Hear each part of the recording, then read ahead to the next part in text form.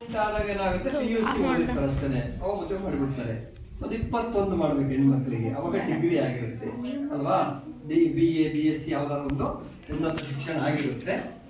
ಗಂಡು ಮಕ್ಕಳಿಗೆ ಒಂದು 25 ವರ್ಷ ಮಾಡಬೇಕು ಅಲ್ವಾ. 25 ವರ್ಷದೊಂದಿಗೆ ಅವನ್ನೆಲ್ಲ ಚೆನ್ನಾಗಿ ಓದಿ ಅಥವಾ ಏನಾದ್ರು ಒಂದು ಕೆಲಸ ಕಲಿತು ಅವನೊಂದು ಕೆಲಸ ಮಾಡ್ತಾ ದುಡಿಮೆ ಮಾಡ್ತಾವ, ದುಡ್ಡು ಸಂಪಾದನೆ ಮಾಡ್ತಿರ್ತಾನೆ ಅಲ್ವಾ. ಮದುವೆ ಆದ್ಮೇಲೆ ಹಣ ಬೇಕಾಗುತ್ತೆ ಅಲ್ವಾ. ಕುಟುಂಬ ಆ ಮನೆಗೆ ಬೇಕಾಗಿರ್ತಕ್ಕಂಥ ಇದೆಲ್ಲ ಹೊಂಚಿಕೆ ಬೇಕಾಗುತ್ತೆ, ಸರಕು ಸಾಮಾನುಗಳನ್ನ, ಅವಾಗ ದುಡ್ಡು ಬೇಕಾಗುತ್ತೆ.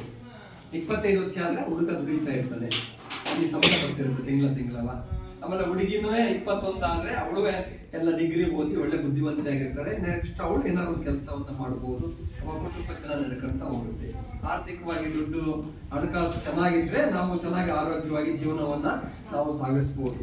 ಮತ್ತೆ ನಮಗೆ ಹುಡ್ತಕ್ಕಂಥ ಮಕ್ಕಳಿಗೆ ಮಕ್ಕಳಿಗೂ ಒಳ್ಳೆ ಎಜುಕೇಶನ್, ಒಳ್ಳೆ ಆರೋಗ್ಯ ಇದೆಲ್ಲ ಕೊಡಬೇಕಾಗುತ್ತೆ ಮಗುವಿಗೆ ಅಲ್ವಾ. ಒಳ್ಳೆ ಬಟ್ಟೆ, ಒಳ್ಳೆ ಆಹಾರ ಎಲ್ಲ ಕೊಡಬೇಕಾಗುತ್ತೆ. ಔಷಧಿಗಳು, ಚುಚ್ಚುಮದ್ದು ಹಾಕಿಸ್ಬೇಕು, ಎಲ್ಲ ಖರ್ಚು ಜಾಸ್ತಿ ಬರುತ್ತೆ. ಅವಾಗಿಬ್ರು ಸ್ವಲ್ಪ ದೊಡ್ಡವರಾಗಿ ಆವಾಗ ಮದುವೆ ಆದ್ರೆ ಅವರಿಗೆ ಜೀವನ ಹೆಂಗ್ ಮಾಡಬೇಕು, ಹೆಂಗ್ ಹೊಂದ್ಕೋಬೇಕು, ಕಷ್ಟ ಬಂದಾಗ ಯಾವ ತರ ಹೊಂದ್ಕೋಬೇಕು ಅಲ್ವಾ. ಅಷ್ಟೊತ್ತಿಗೆ ಅವ್ರ ದೇಹನೂ ಚೆನ್ನಾಗಿ ಬೆಳವಣಿಗೆ ಆಗಿರುತ್ತೆ, ಆಮೇಲೆ ಅವ್ರ ಬುದ್ಧಿಶಕ್ತಿ ಬೆಳವಣಿಗೆ ಆಗಿರುತ್ತೆ. ಆವಾಗ ಅವ್ರಿಗೆ ಹುಟ್ಟತಕ್ಕಂಥ ಮಕ್ಕಳುವೇ ಆರೋಗ್ಯವಂತರಾಗಿ ಹುಟ್ಟುತ್ತಾರೆ ಅಲ್ವಾ. ಇಲ್ಲ ಚಿಕ್ಕ ವಯಸ್ಸಿಗೆ ಮದುವೆ ಮಾಡ್ಬಿಟ್ರೆ ಅವರೇ ಬೆಳೆದಿರಲ್ಲ, ಇನ್ನು ಆಟ ಆಡೋ ವಯಸ್ಸಿರುತ್ತೆ ಅವ್ರಿಗೆ, ಅವ್ರ ದೇಹ ಬೆಳೆದಿರಲ್ಲ. ಮತ್ತೆ ಮಗು ಬೆಳಿಬೇಕು ಅವ್ರ ದೇಹದಲ್ಲಿ ಅಂದ್ರೆ ಅವಳು ತಾಯಿ ವೀಕ್ ಆಗಿ ಹೋಗ್ತಾಳೆ, ರಕ್ತಹೀನತೆ ಆಗುತ್ತೆ, ಅನೇಕ ಕಾಯಿಲೆಗಳಿಗೆ ಸುತ್ತಾಗ್ತಾಳೆ. ಆಮೇಲೆ ಅವಳಿಗೆ ಇನ್ನೂ ಬುದ್ಧಿವಂತಿಕೆ ಬಂದಿರಲ್ಲ, ಎಜುಕೇಶನ್ ಇಂದ ಮಿಸ್ ಆಗ್ತದೆ, ಓದಕ್ಕಾಗಲ್ಲ, ಓದು ಮಿಸ್ ಆಗ್ತದೆ.